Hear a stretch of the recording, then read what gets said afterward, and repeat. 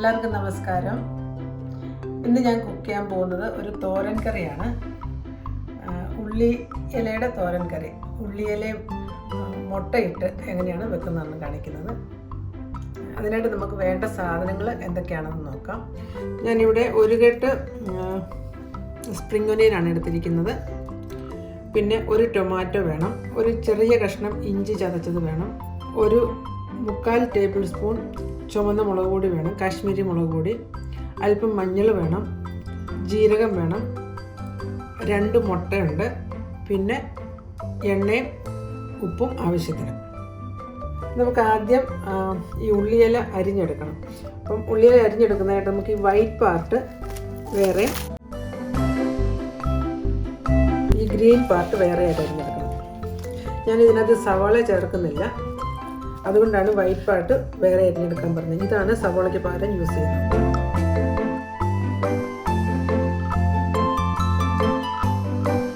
ചെറുതായിട്ട് അരിയണം.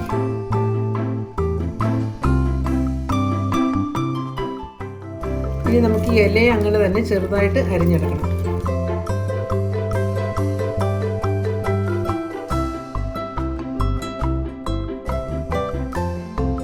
ഇല നമ്മൾ ചെറുതായിട്ട് അരിഞ്ഞു കഴിഞ്ഞു. ഇഞ്ചി ഞാനിവിടെ ചതച്ച് വെച്ചിട്ടുണ്ട്, ചെറിയ കഷ്ണം ഇഞ്ചി. അതുപോലെ തന്നെ തക്കാളിക്കായി ചെറുതായിട്ട് മുറിച്ച് വെച്ചിട്ടുണ്ട്. ഇനി നമുക്ക് ഈ മുട്ട 2 എണ്ണം പൊട്ടിച്ച് അതൊന്ന് നന്നായിട്ട് ബീറ്റ് ചെയ്തെടുക്കണം.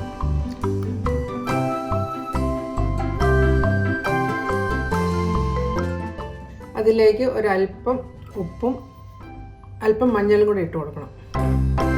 ഇനി ഇത് നന്നായി ബീറ്റ് ചെയ്തെടുക്കണം. ഇനി നമുക്ക് ഒരു പാൻ അടുപ്പിലേക്ക് വെച്ചിട്ട് അല്പം എണ്ണ ചൂടാക്കാം. ഈ ബീറ്റ് ചെയ്ത് വെച്ചിരിക്കുന്ന മുട്ട അങ്ങോട്ട് ഒഴിച്ചു കൊടുത്തിട്ട് നമുക്കതൊന്ന് സ്ക്രാമ്പിൾ ചെയ്തെടുക്കണം.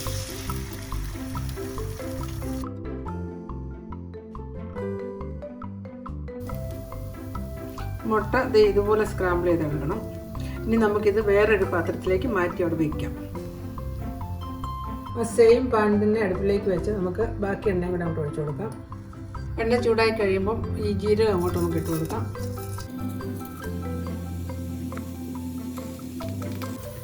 ജീരകം കുത്ത് കഴിയുമ്പോൾ ഉള്ളിയുടെ ആ വെളുത്ത പാർട്ട് അങ്ങോട്ട് ഇട്ട് കൊടുക്കാം.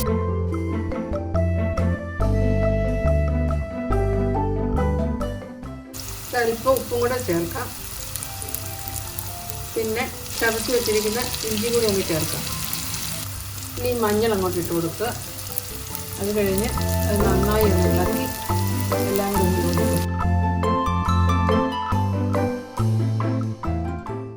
മഞ്ഞളിൻ്റെ പച്ചമണം മാറിക്കഴിയുമ്പോൾ അരിഞ്ഞു വെച്ചിരിക്കുന്ന തക്കാളിക്കായി ചേർക്കും.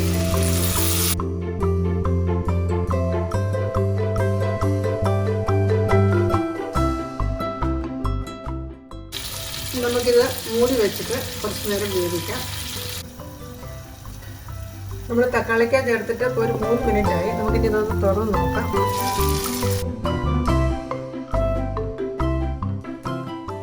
ഇപ്പോൾ ഇത് നന്നായിട്ട് സോഫ്റ്റ് ആയിട്ടുണ്ട്. നമുക്കിനി ഇതിലേക്ക് അരിഞ്ഞു വെച്ചിരിക്കുന്ന ഉള്ളിയുടെ ഇലയും കൂടി കൂടുതൽ ചേർത്ത് കൊടുക്കാം. ആ കൂടെ മുളക് പൊടിയും കൂടി നമുക്ക് ചേർക്കാം. എന്നിട്ട് എല്ലാം കൂടെ ഇളക്കി നന്നായി യോജിപ്പിക്കുക.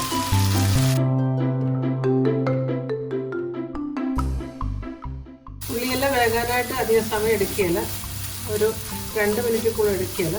ഇത് നന്നായി സോഫ്റ്റ് ആയി കഴിയുമ്പോൾ നമുക്ക് മുട്ടയും കൂടെ ചേർക്കാം.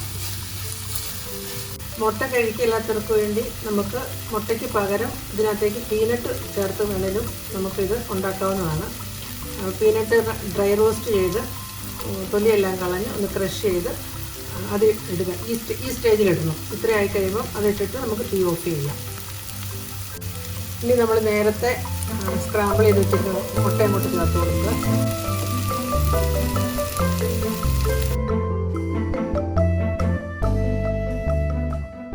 എന്നിട്ട് എല്ലാം കൂടെ കൂടി നന്നായിട്ട് ഇളക്കി നന്നായിട്ട് മിക്സ് ചെയ്യണം. ഇപ്പം നമ്മുടെ കറി ഇവിടെ റെഡി ആയിട്ടുണ്ട്. ഇനി നമുക്ക് തീ ഓഫ് ചെയ്യാം. നമ്മുടെ ഉള്ളിയില മുട്ടക്കറി തോരൻ ഇവിടെ റെഡി ആയിട്ടുണ്ട്. ഇത് നമുക്ക് ചപ്പാത്തി, ചോറ്, പൊറോട്ട എല്ലാത്തിൻ്റെ കൂടെയും കഴിക്കാവുന്നതാണ്. ഉണ്ടാക്കാൻ വളരെ എളുപ്പമുണ്ട്. അപ്പം നിങ്ങളെല്ലാവരും ഇതുണ്ടാക്കി നോക്കുക, കമൻസൊക്കെ അറിയിക്കുക. എൻ്റെ ചാനൽ സബ്സ്ക്രൈബ് ചെയ്യാത്തവരുണ്ടെങ്കിൽ ദയവായി ചെയ്യുക. നിങ്ങൾക്ക് ഈ കറി ഇഷ്ടമായെങ്കിൽ എൻ്റെ ചാനൽ ലൈക്ക് ചെയ്യുക, ഷെയർ ചെയ്യുക. Thank you for watching my channel.